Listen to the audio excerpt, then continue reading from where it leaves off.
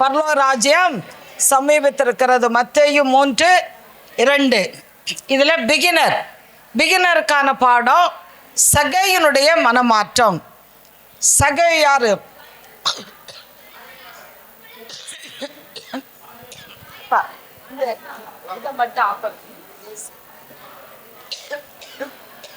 ரிமோட்டை காணும்.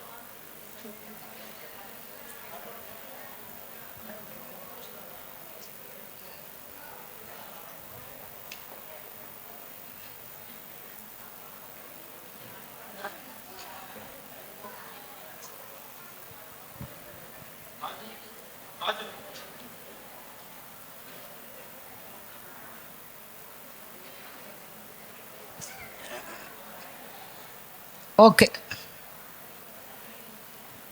சகேயுனுடைய மனமாற்றம். அதாவது சகேவு யாரு? ஒரு ஆயக்காரன் பற்றி அவங்களுக்கு கூட தெரியும். Tax collector. அதாவது யூதர்கிட்ட வரி வசூலித்து ரோம சாம்ராஜ்யத்தை கொடுக்கறது அவங்களுடைய வழக்கம். இப்போ இந்த மார்ச் மாதம், பிப்ரவரி, எப்போவுமே என்ன, யார் வந்து அதிகமாக நெருக்கிறது? டேக்ஸ் கட்டிட்டீங்களா அப்படின்னு சொல்லி நம்மளை என்ன செய்கிறாங்க? ரொம்ப இதே விதமாக இந்த சகேயனுடைய வேலை என்னன்னா, வரி வசூலித்து கொடுக்குற வேலை. அதனால யாருமே அவனை என்ன செய்ய மாட்டாங்க? விரும்பல. ஆமாம், அதோட கூட எப்படிப்பட்டவனா இருந்தான்? ரொம்ப ஷார்ட்டு, ரொம்ப குள்ளம். ஆனால் அவனுடைய ஒரே ஒரு வாஞ்சா, மற்றவங்க என்ன நினைக்கிறாங்கன்னு நம்ம நினைக்கல. யாரை பார்க்க விரும்பினா? ஏசப்பாவை பார்க்கணுன்னு விரும்பினான். ஆனால் இவன் குள்ளன். இன்னொன்று வந்து நம்ம ஒரு ஆயக்காரன், மற்றவங்க பார்க்கக்கூடாதுன்னு சொல்லி யாருக்கும் தெரியாமல் நான் என்ன செய்யணும்? நான் வந்து இந்த மரத்தில் ஏறி உட்காந்துட்டா ஏசப்பா இந்த பாதை வழியாக தானே போவாங்க, நம்ம பார்க்கலான்னு சொல்லி ஆசையோட போய் மரத்தில் ஏறி என்ன செய்துட்டாங்க? உட்கார்ந்துட்டாங்க.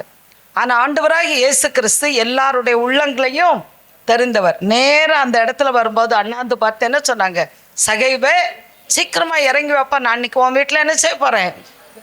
அவனுக்கு எவ்வளோ சந்தோஷம் இருக்கும். அவன் விரும்பினது அவரை பார்க்கணும்னு சொல்லி. ஆனால் இப்போ இயேசு என்ன சொன்னார்? உன் வீட்டில் வந்து நான் தங்க போகிறேன். ஆண்டவரே இயேசு கிறிஸ்து, நீ பாவி, நீ அநியாயமாக வட்டி வாங்குற, வரி வசூலிக்கிறேன்னு சொன்னாரா? இன்னைக்கு வரான் உன் வீட்டில் வந்து தங்க போகிறேன். அவனுக்கு ரொம்ப சந்தோஷம். அவன் என்ன சொன்னான்? ஆண்டவரே, நான் யாரிடத்திலாவது அநியாயமாக வாங்கினது உண்டானால்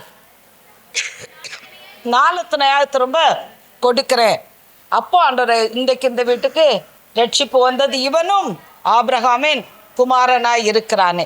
இதுதான் பிகினருக்கான பாடம். அவர்களுக்கான வசனம், மனம் திரும்புதலுக்கு ஏற்ற கனிகளை கொடுங்கள். மனம் திரும்புதலுக்கு ஏற்ற கனிகளை கொடுங்கள். மத்தேயு 3:8.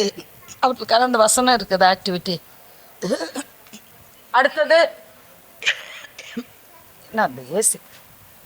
அடுத்தது பிரைமரிக்கான பாடம் இளையகுமாரனின் மனமாற்றம்.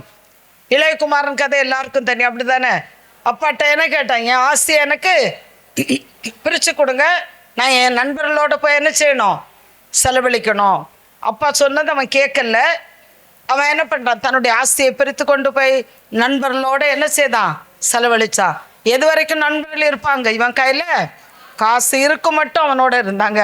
இப்போ அவனை விட்டுட்டு போயிட்டாங்க. இவனுக்கு ஒருவேளை சாப்பாட்டுக்கு கூட வழி இல்லை. அப்போ என்ன பண்ணான்? அவர் அந்த இடத்துல பண்டி மேய்த்த அவனோட போய் அவன் அந்த பண்டி மேய்க்கிற தொழிலை கேட்குறான்.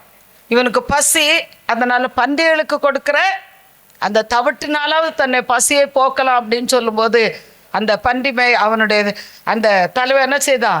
அவனை துரத்தி விடுறான். இப்போ ஒன்றும் இல்லை, என்ன செய்யறதுன்னு தெரியல. அப்போதான் அவனுக்கு என்ன செய்யுது? புத்தி தெளியுது. எப்படி? எங்கள் அப்பா வீட்டில் நிறைய வேலைக்காரங்க இருக்கிறாங்க, அவங்க பரிபூர்ணமாக சாப்பிட்றாங்க. ஆனால் நான் இப்போ மகன்ற ஒரு உரிமையில் போக முடியாது. எப்படி போகிறேன்? ஒரு வேலைக்காரனாக ஏற்றுக்கொள்ளும் அப்படின்னு சொல்லி போகும்போது தந்தை அவனை என்ன செய்கிறாரு? அணைத்து கொள்ளுகிறார். ஆகவே இளைய குமாரனின் மனமாற்றம் பிரைமரிக்கான பாடம். அவர்களுக்கான வசனம், மனம் திரும்புகிற ஒரே பாவி நிமித்தம் பரலோகத்தில் மிகுந்த சந்தோஷம் உண்டாயிருக்கும். லூக்கா 15. எதுக்காக இப்படி காமிக்கிறோம்? நீங்கள் எடுக்கிற கிளாஸஸில் இதை விதமாக டீச்சிங் எய்ட் அவங்களுக்கு பண்ணி அவங்களுக்கு கொடுக்கணுன்றதுக்காக. அடுத்தது ஜூனியருக்கான பாடம் சவுலினுடைய மனமாற்றம். சவுல் என்ன பண்ணான்? கிறிஸ்தவர்களை துன்புறுத்தி கொண்ட ஒரு பரிசேயன், நல்ல யூத மத வைராக்கியத்தில் இருந்தவன், கிறிஸ்தவர்களை அழித்து கொண்டிருக்கிறான். இவ்விதமாக பிரதான ஆசாரியர்களிடத்திலிருந்து கடிதத்தை பெற்றுக்கொண்டு கிறிஸ்தவர்களை அழிக்கும்படியாக போகிற போது வழியிலே ஒரு ஒளி அவன் மேலே தாக்கின உடனே அவன் பார்க்குறான், ஒரு வார்த்தை கேட்குது, சவுலே சவுலே, நீ ஏன் என்னை துன்பப்படுத்துகிறாய்? அப்போ ஆண்டவரே நீர் யாருன்னு கேட்குறான். நீ துன்பப்படுத்துகிற இயேசு நான், முள்ளில் உதைக்கிறது உனக்கு கடினமாம் அப்படின்னு சொல்லும்போது, ஆண்டவரே நான் என்ன செய்ய சித்தமாக இருக்கிறேன். அப்போ சொல்லும்போது, அனனியாவிட்டப்போ நீ போய் ஞானஸ்நானம் பெற்று சுவிசேஷத்தை அறிவிக்கணும். அனனியா பயப்படுறான். அப்படி சொல்கிறான், அப்புறம் ஜாதிகளுக்கு சுவிசேஷத்தை அறிவிக்கும்படி நான் தெரிந்து கொண்ட பாத்திரமாக இருக்கிறான் என்று சொல்லி சவுலை குறித்து சொல்லுகிற சாட்சியை கேட்குறோம். ஆகவே சவுலினுடைய மனமாற்றம் ஜூனியருக்கான பாடம். அவர்களுக்காக கொடுக்கப்பட்ட வசனம், நீதிமான்களை அல்ல அழைக்க வந்தேன் என்றார், மத்தேயு 9:13. அடுத்தது சீனியருக்கான பாடம், சமாரிய ஸ்ரீனுடைய மனமாற்றம். அதாவது ஆண்டவராய் இயேசு கிறிஸ்து அந்த சமாரியா வழியாக வரும்போது யாக்கோபு யோசேப்பு கொடுத்த அந்த கிணற்றண்டையில் வந்து உட்கார்றாரு. அங்கே அவ தண்ணி எடுக்க வரா. இயேசு கிறிஸ்து அவர்கிட்ட என்ன கேட்டார்? தாகத்துக்கு தா. அப்போ அவ சொன்னா, நீர் யூதராக இருக்க சமாரிய ஸ்ரீ என்னிடத்துல எப்படி கேட்கலாம் அப்படின்னு கேட்குற. ஏனென்றா யூதர்கள் சமாரியரை என்ன செய்வாங்க, அவங்க தாழ்ந்தவங்கன்னு சொல்லி அவங்கள என்ன செய்ய மாட்டாங்க, அவங்ககிட்ட எதையுமே வாங்க மாட்டாங்க. அப்போது அவ கேட்குறா, நீர் யூதராக இருக்க சமாரிய ஸ்ரீ என்னிடத்தில் எப்படி கேட்கலாம் அப்படின்னு சொல்லும்போது, உன்னிடத்தில் கேட்பவர் யார் என்று அறிந்திருந்தாயானால் நீயே அவரிடத்தில் கேட்டிருப்பான்னு சொல்லும்போது அவ சொல்கிறா, கிணறு ஆழமாக இருக்கிறது, மொண்டு கொள்ளும் இடத்துல என்ன இல்லை, பாத்திரமும் இல்லை, அப்போ எப்படி தண்ணி கிடைக்கும் அப்படின்னு சொல்லும்போது, எங்களுடைய மூதார்களை பார்க்க நீ பெரியவரோ அப்படின்னு சொல்லும்போது ஏசு சொல்கிறாரு, நீ இப்போ என்ன பண்ணா, உன்னுடைய புருஷனை அழைத்து வா அப்படின்னு சொல்லும்போது அவள் உண்மையை சொல்கிறா. அப்போ அவள் போய் ஊரில் உள்ள எல்லா ஜனங்களையும் கொண்டு வரும்போது அவள் ரட்சிக்கப்பட்டது மட்டுமல்ல, மற்றவர்களையும் ரட்சிப்புக்களாக கொண்டார். ஆகவே சமாரியஸ்தருடைய மனமாற்றம் சீனியருக்கான பாடம், அவர்களுக்கான வசனம், நீயோ மனம் திரும்பி கர்த்தரின் சத்தத்திற்கு செவி கொடுத்து நான் என்று உனக்கு உபாகமம் 30:8. இப்போ மனம் திரும்ப கேளுங்கள்ல பிகினருக்கு சகேயனுடைய மனமாற்றம், அப்புறம் பிரைமரிக்கு இளையகுமார் மனமாற்றம், ஜூனியருக்கு சவுல் மனமாற்றம், சீனியருக்கு சமாரியஸ்தரின் மாற்றம். இதில் பிகினருக்கு ஒரு குட்டி பைபிள் கதை மட்டும் இருக்கும். பிரைமரிக்கு அதோட ஒரு சின்ன ஒரு ஜெனரல் ஸ்டோரி, ஒரு குட்டி கதை இருக்கும். ஜூனியருக்கும் சீனியருக்கும் ஒரு உண்மை சம்பவம் இருக்கும். இதெல்லாம் நம்ம அந்த புக்கில் கிளியராக கொடுத்துருக்கு, நம்ம படித்து தெளிவாக போய் எடுக்கணும். 2ஆம் நாள் தலைப்பு என்ன? தேவ சகாயத்தை கேளுங்கள். தேவ சகாயத்தை கேளுங்கள்ல ஜெனரல் அசம்பிளிக்கான வசனம், உனக்கு சகாயம் செய்யும் கேடகமும் உனக்கு மகிமை பொருந்திய பட்டயமும் அவரே. உபாகமம் 33:29. இதில் பிகினருக்கான பாடம், 2 குருடர்கள், அதாவது எபியனுடைய மகளை உயிரோடு எழுப்பின பின்பதாக அந்த வழியாக போகும்போது இந்த 2 குருடர்களும் ஆண்டவராய் இயேசு கிறிஸ்து அந்த பக்கத்தில் போகிறான்னு சொல்லி, தாவீதின் குமாரனே எங்களுக்கு இறங்கும் அப்படின்னு கேட்குறாங்க. அவர் பின்னாலே போய் அந்த வீட்டுக்குள்ளே போகிறாங்க. போகும்போது நான் உங்களுக்கு என்ன செய்ய வேண்டும், நான் உங்களுக்கு என்ன செய்ய வேண்டும் என்று விரும்புகிறேன் கேட்கும்போது, நாங்கள் என்ன செய்யணும்னு கேட்டாங்க, பார்வை அடைய வேண்டும், பார்வை அடைய வேண்டும், உன்னுடைய விசுவாசத்தின்படி உனக்கு ஆக கடவுது என்பது போது சொன்ன போது அந்த பிறவிக்குடல் உடனே அவருடைய கண்கள் திறக்கப்பட்டது. இது பிகினருக்கான பாடம். அவர்களுக்கான வசனம், வானத்தையும் பூமியையும் உண்டாக்கின கர்த்தரிடத்திலிருந்து எனக்கு ஒத்தாசை வரும். சங்கீதம் 121:2. இவ்விதமாக அந்த படங்களை சேகரித்து அந்த பிள்ளைகளுக்கு என்ன செய்யணும், வசனத்தை சொல்லிக் கொடுக்கணும். பைபிள் ஸ்டோரிக்கு அங்கே பிக்சர்ஸ் கலெக்ட் பண்ணி நம்ம என்ன செய்யலாம், சொல்லிக் கொடுக்கலாம். அடுத்தபடியாக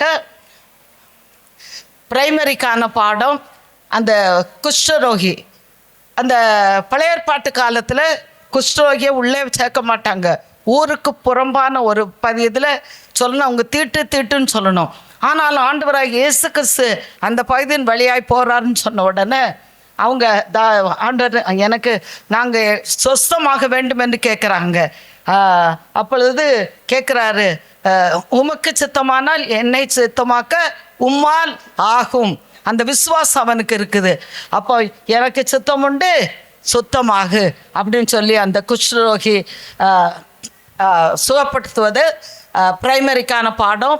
அவர்களுக்கான வசனம், கர்த்தர் என் பலனும் என் கேடகமும் ஆயிருக்கிறார், என் இருதயம் அவரை நம்பி இருந்தது, நான் சகாயம் பெற்றேன். சங்கீதம் 28:7. அடுத்தது ஜூனியருக்கான பாடம். அந்த ஊமையான ஆவி பிடித்த மகனுடைய தந்தை இயேசுவை குறித்து கேள்விப்பட்டு கேட்குறான். சீஷரிடத்தில் சொன்னால் அவனுக்கு கிடைக்கல.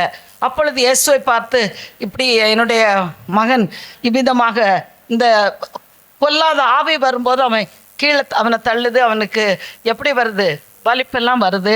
அவனை சீஷர்கிட்ட கேட்டேன், அவங்களால சுகப்படுத்த முடியலை அப்படின்னு சொல்லும்போது ஆண்டவராக இயேசு கிறிஸ்து அதை அதட்டுறாரு.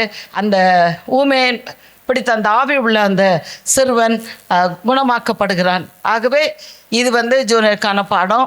அவர்களுக்கான வசனம், நம்முடைய சகாயம் வானத்தையும் பூமியும் உண்டாக்கின கர்த்தருடைய நாமத்தில் உள்ளது. சங்கீதம் 124:8. அடுத்தது சீனியருக்கான பாடம், கானானிய ஸ்ரீ.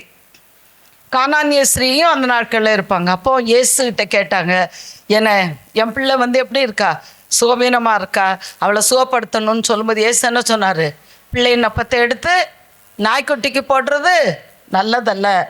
நம்ம என்ன என்ன போய் நாயின்னு சொல்லிட்டியான்னு. ஆனால் அவன் என்ன சொன்னான், மெய்தான் ஆண்டவரே, ஆனாலும் அந்த நாய்க்குட்டி என்ன செய்யும், மேஜையிலிருந்து விழும் துணிக்கையிலே சாப்பிடுமேன்னு சொல்லும்போது அவர் அதை குறித்து ஆச்சரியப்பட்டு, உன் விசுவாசத்தின்படி ஆக்கடவுதுன்னு சொல்லி அந்த அந்த அந்த அவருடைய மகள் சுகமடைவதை பார்க்குறோம்.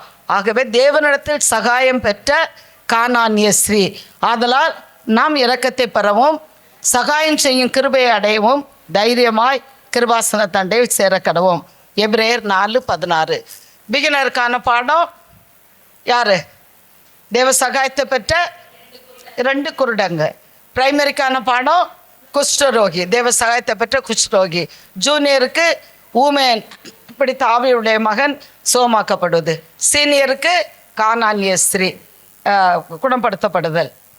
அது 2ஆம் நாள் தலைப்பு.